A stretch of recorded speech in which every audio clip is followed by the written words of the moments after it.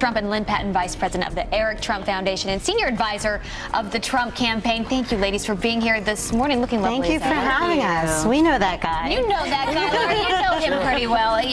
Final 2 weeks to go. I mean, we were talking just in the commercial break about how emotionally draining it is. I know this, my dad's run before. People don't always understand that, how tiring it can be, packing for these trips. How are you feeling?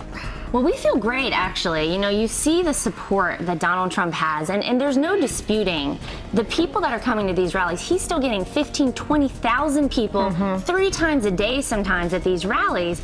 We feel really good. You know, I think that the polls really don't reflect the enthusiasm that exists for Donald Trump out there. And I also think there are a lot of people that may not tell anyone they're voting for Donald Trump. That's right. But they're going to get in the voting booth and they're going to just silent But how majority. tough has it been on your family in October? I saw it in Eric's face. It's been very tough. A lot different than August or the primaries. Well, listen, like he said, people have been preparing us for October and the last couple weeks leading up to the election for quite some time. And I think we all knew that it would be tough, but look, this is new to all of us. None of us have ever been involved in politics. And I don't think anything can prepare you for daily your family member getting just bludgeoned by the media, by all angles, all sides. It has been tough, but you know what? It actually has brought us closer together as a family, because when you go through something like this, you really have each other, and I actually am grateful for that. Yeah. What about the October surprise from the Trumps toward Hillary Clinton? When are you going to drop that? Well, there's still a couple of days left in October. Oh, really? So you might have something. We've got some stuff up our So sleeve. the women vote, though, so incredibly important, as you guys know. You guys are out on the trail putting together a movement, or you've been doing this now for a while, trying to get women motivated. We know that he's still struggling with that. What do you think, Lynn? Well, you know, this started very organically, our women's empowerment tour. It was a bunch of women, myself, Lara, Omarosa, Katrina Pearson, who all know Mr. Trump in personal ways, in different ways, the softer side of him.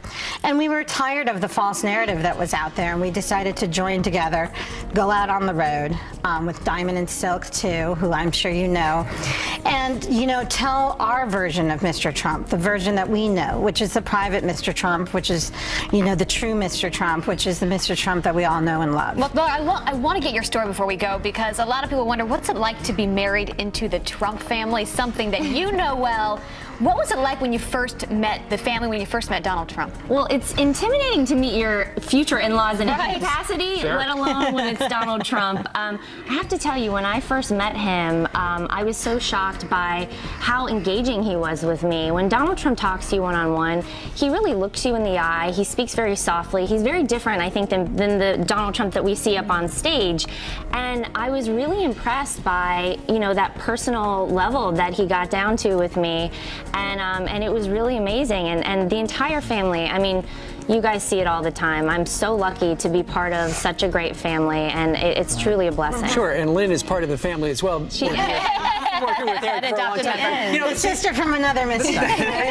since you are part of the Women's Empowerment Tour, and you say there's a different side to him, you know, you watch the television, the mainstream media, they're portraying him as a cartoon of a person you say is not accurate. Well, I think, you know, a perfect example of not only the personal side of Mr. Trump, but also an example of the Democrats promising African Americans a lot during the election and delivering nothing post-election is the case of Mary Lee Ward.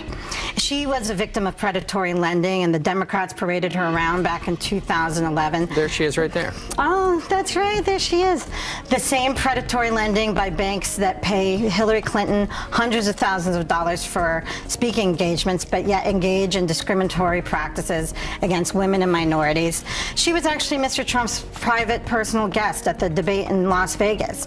And you didn't see him parading her around. But you know what? She told her story about how she lost her house back in 2011. She took pictures with Cuomo, with Schumer. She even took a picture with President Obama in the Oval Office. And immediately after the election, and nobody returned her calls. She ended up living in her my home. goodness. And I'm sorry, she ended up living in a car in Brooklyn. So sad. And 2 weeks ago, with the help of the 77th Precinct NYPD, she came to Trump Tower and told her story. And Mr. Trump was so incredibly touched by what had happened to her and how she'd been totally disregarded, that he insisted that I personally bring her with us to Vegas, and I did. And she's a strong, passionate woman, and she said, the Democrats abandoned me, but Mr. Trump is a man of his word, and I know that he will do great things for this country. All right.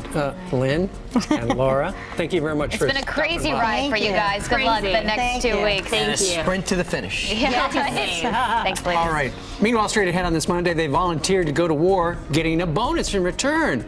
Now veterans are being told, hey, the Pentagon made a mistake. You got to give it back or else. You're about to hear from a veteran.